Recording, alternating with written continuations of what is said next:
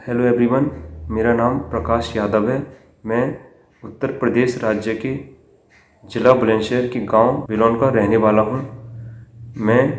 मैंने Hindu college Delhi university से masters in political science किया है। मैं इसी साल जो यूजीसी नेट द्वारा परीक्षा कराई गई, मैं उसी में अपीयर हुआ हूं। मेरी फैमिली में मेरी माता हैं, मेरे 2 बड़े भाई हैं, मेरी दादी हैं। मेरे पिताजी जो कैनाल में स्पेशल जुडिशियल मजिस्ट्रेट के पद पर कार्यरत थे बरेली में, उनका निधन 3 अक्टूबर को कार्डियक अरेस्ट के चलते हो गया। मैंने यूजीसी नेट की तैयारी कुछ 3-4 महीने पहले शुरू की थी। मैं सिविल सेवा परीक्षा के साथ साथ यूजीसी नेट की तैयारी कर रहा था। मेरी यूजीसी नेट की तैयारी बहुत संघर्षशील रही है। जैसा कि मैंने आपको शुरुआत में बताया कि मेरे पिताजी का निधन 3 अक्टूबर को हो गया था और मेरा परीक्षा 11 अक्टूबर को पॉलिटिकल साइंस की शिफ्ट 1 में सुबह 9 बजे से थी। इस सब के चलते मैंने परीक्षा को दिया। इस परीक्षा को दिलाने में या मुझे प्रेरित करने में सबसे ज़्यादा जो श्रेय मैं देना चाहूँगा मेरे बड़े भाई और मेरी माता और दादी का, क्योंकि इस कंडीशन में, इस सिचुएशन में मैं एग्ज़ाम दे पाया, यही मेरे लिए बहुत बड़ी बात थी।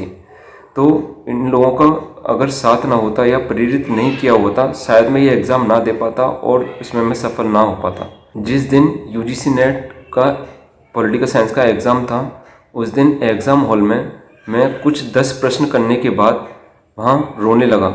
तो मुझे एक इन्विजिलेटर अपॉइंट किया गया ताकि वह मेरी देखभाल कर सके और मैं एग्ज़ाम को अच्छे से दे पाऊँ। इस सब के चलते, इस संघर्ष और कठिन समय में मैंने एग्ज़ाम को कंप्लीट किया और जैसा कि 5 नवंबर को एनटीए द्वारा परिणाम घोषित किए गए और उसमें मैं सफल हुआ। इस सफलता के पीछे मेरे साथ मेरा परिवार और सबसे ज़्यादा मेरे पिता का आशीर्वाद रहा है। अब मैं यूजीसी नेट परीक्षा के बारे में बात करूं तो यूजीसी नेट परीक्षा का सबसे पहला उद्देश्य यह होता है कि इसके थ्रू आप असिस्टेंट प्रोफेसरशिप या लेक्चररशिप के लिए एलिजिबल हो जाते हैं। दूसरा, आप इसके थ्रू आगे पीएचडी या रिसर्च परस्यू कर सकते हैं। अब मैं इस एग्ज़ाम के स्ट्रक्चर और तैयारी की रणनीति के बारे में बात करूं तो इस एग्ज़ाम में 2 पेपर होते हैं। पहला पेपर जिसमें 50 प्रश्न आते हैं वह 100 अंक का होता है। दूसरा पेपर वह 100 क्वेश्चन आते हैं, वह 200 अंक का होता है। तो टोटल पूर्णांक इसके 300 होते हैं।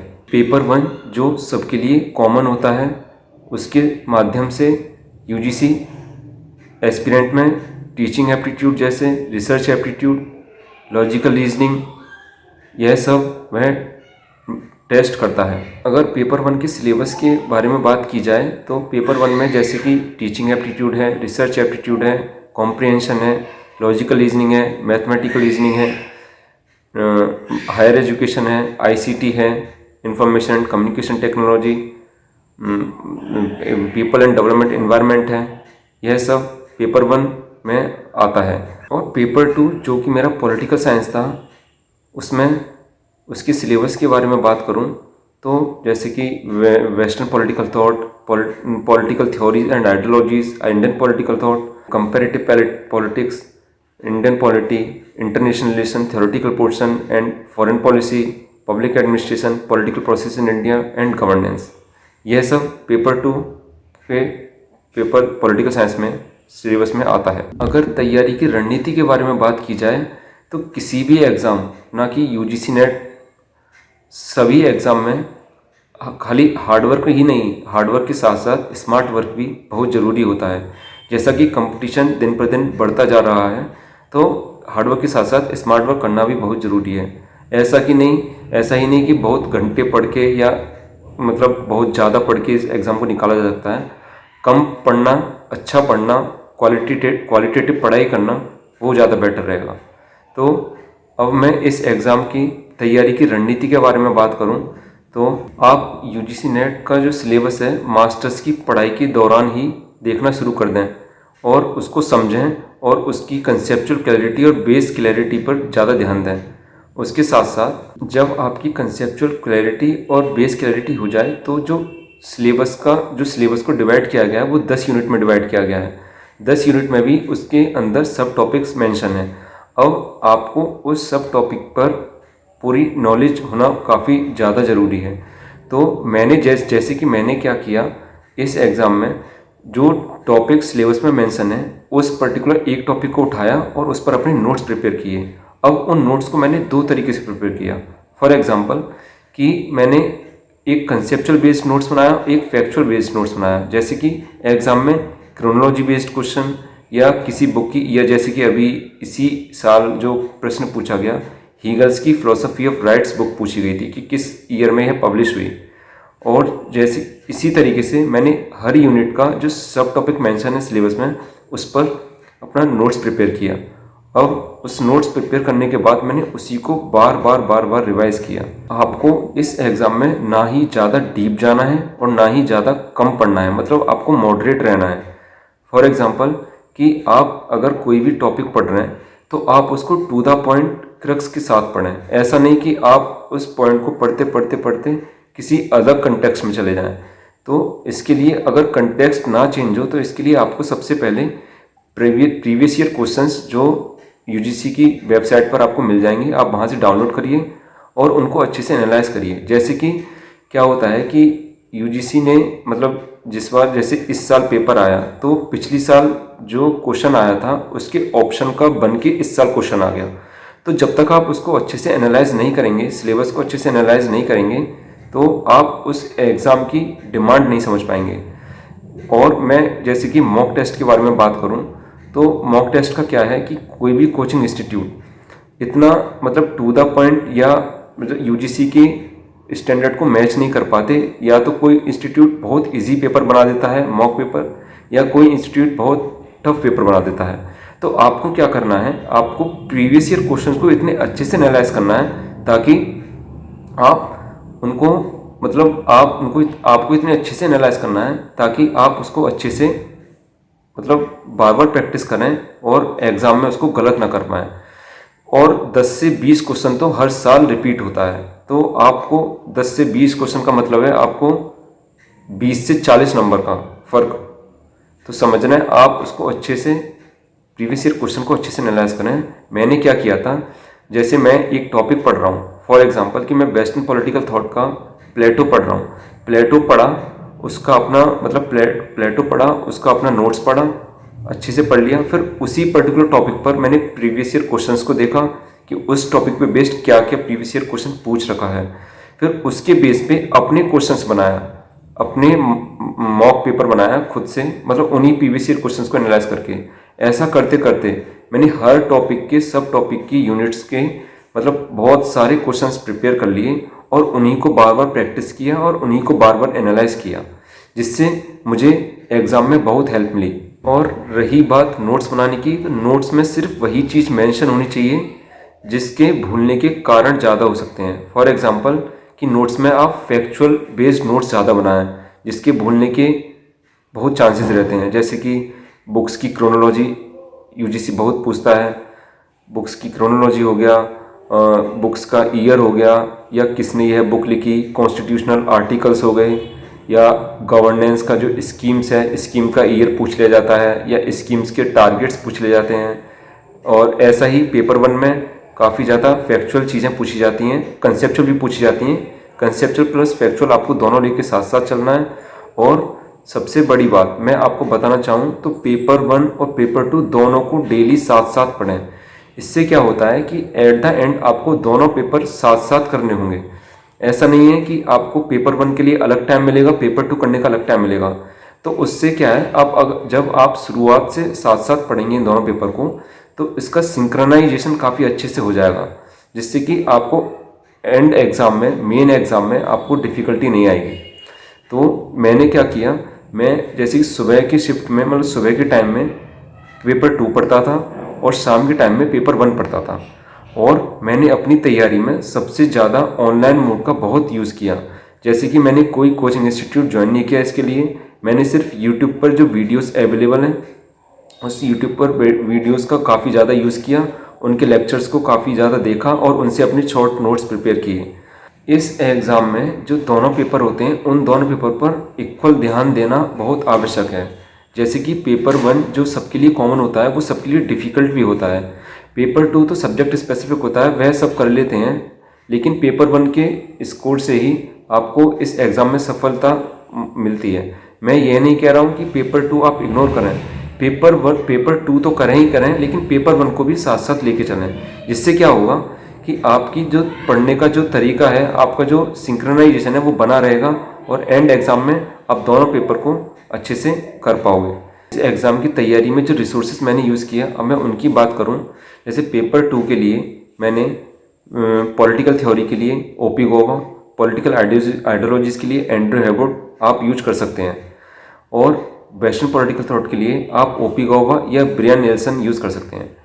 और इंडियन पॉलिटिकल थॉट के लिए मैंने ओपी गोवा और एमपी सिंह एंड हिमांशु रॉय को यूज़ किया। आप दोनों ही अच्छी बुक्स हैं, आप दोनों में से कोई भी यूज़ कर सकते हैं या आप दोनों ही यूज़ कर सकते हैं। कंपैरेटिव पॉलिटिक्स के लिए मैंने जेसी जौहरी का यूज़ किया, जो कि काफ़ी अच्छी बुक है जेसी जौहरी। और इंटरनेशनल रिलेशन के 2 यूनिट्स हैं, मतलब यूनिट 5 जो थ्योरेटिकल पोर्शन है और यूनिट 6 जो डायनेमिक पोर्शन है। तो थ्योरेटिकल पोर्शन के लिए मैंने क्या किया, एंड्रू हेबर्ट को पढ़ा अच्छे से, एंड्रू हेबर्ट को global politics of Andrew Herbert को पढ़ा, और उसके साथ साथ बेलिस एंड स्मिथ को भी थोड़ा देखा। जो फॉरेन पॉलिसी यूनिट 6 है वह काफ़ी डायनामिक है, तो उसके लिए मैंने क्या किया, विजन आईएएस का PT 365 आता है इंटरनेशनल रिलेशन का, मैंने वह यूज़ किया। और जो सिलेबस में ऑर्गेनाइजेशन मेंशन है उन पर्टिकुलर ऑर्गेनाइजेशन पर मैंने अपने नोट्स प्रिपेयर किए और उनमें करंट अफेयर्स काफ़ी ज़्यादा ऐड करता गया। मैं, जैसे कि मैंने आपको शुरुआत में बताया कि मैं सिविल सेवा की तैयारी कर रहा था, तो मैं the Hindu consistently daily follow करता था। तो मैं जो भी मुझे लगता था फॉरेन पॉलिसी से रिलेटेड, मैं उस अपने नोट्स में ऐड कर लेता था। फॉर एग्जांपल कि WTO का समिट आज कहाँ हुआ, मतलब ऐसी न्यूज़ आती रहती है, WTO का समिट हो गया, या फिर जैसे क्या बोलते हैं, कोई रिपोर्ट पब्लिश की है इंटरनेशनल ऑर्गेनाइजेशन के द्वारा, IMF की फंडिंग, और ये सब मैंने इनके नोट्स प्रिपेयर कर लिए। और यूनिट 7 जो इंडियन पॉलिटी है, मैंने उसके लिए सिर्फ लक्ष्मीकांत फॉलो किया। यूनिट 8 जो पॉलिटिकल प्रोसेस इन इंडिया है, उसके लिए मैंने नीरजा गोपाल जयाल सर की बुक उसको फॉलो किया।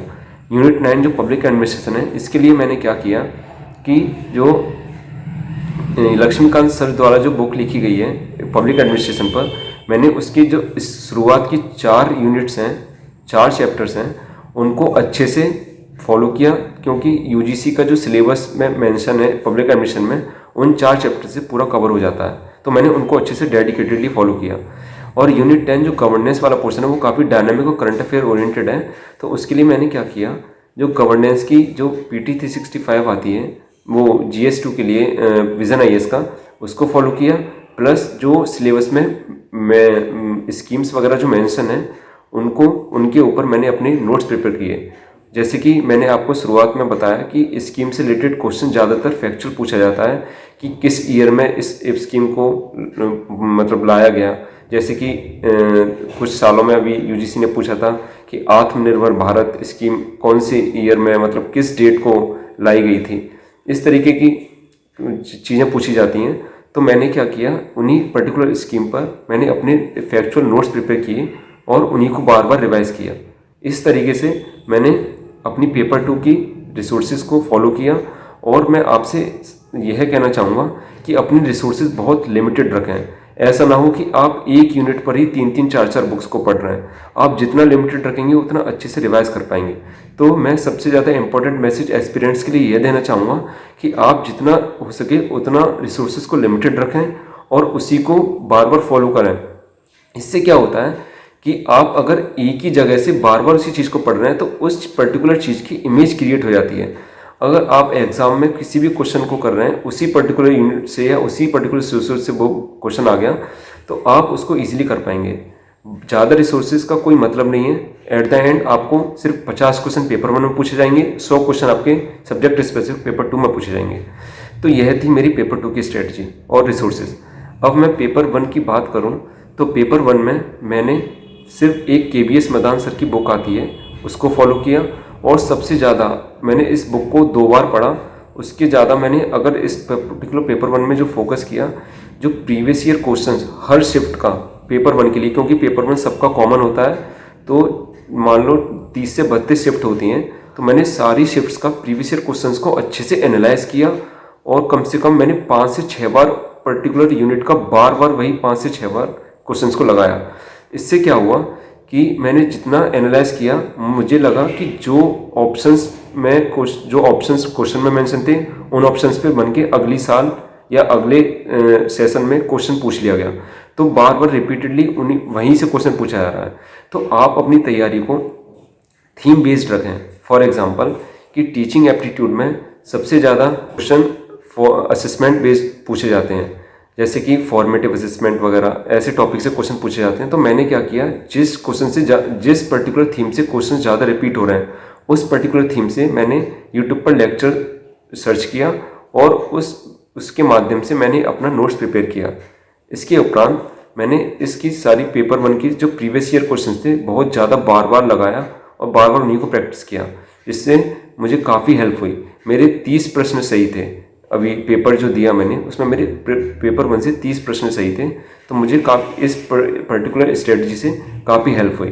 अंत में मैं यही कहना चाहूँगा, अगर आप एकेडमिक में अपना करियर परस्यू करना चाहते हैं तो आप इस एग्ज़ाम की डेडिकेटेडली पढ़ाई करें और तैयारी करें। और मैं यह कहना चाहूँगा कि आपका एम कुछ भी हो लाइफ में, आपको बहुत फोकस रहना है और बहुत डेडिकेटेड रहना है, कंसिस्टेंट रहना है, और आपको किसी भी चीज़ से आपको डिमोटिवेट नहीं होना है। मैंने अपनी इस जर्नी में मोटिवेशन के लिए जैसे कि DKT पर टॉपर्स की वीडियोस देखता था, उनको काफ़ी फॉलो किया, उनकी स्ट्रेटजीज़ को सुना, और इस DKT के चैनल के माध्यम से मैं अपनी जर्नी साझा की है। आप उससे कुछ सीख सकें तो सीखें, और आप उसको अपनी जर्नी में, अपनी स्ट्रेटजी और अपने प्रिपरेशन में उसका लाभ उठाएं। मैं आने वाले जो फ्यूचर एस्पिरेंट्स हैं उनके लिए बेस्ट विशेस देना चाहता हूँ। All the best. Thank you.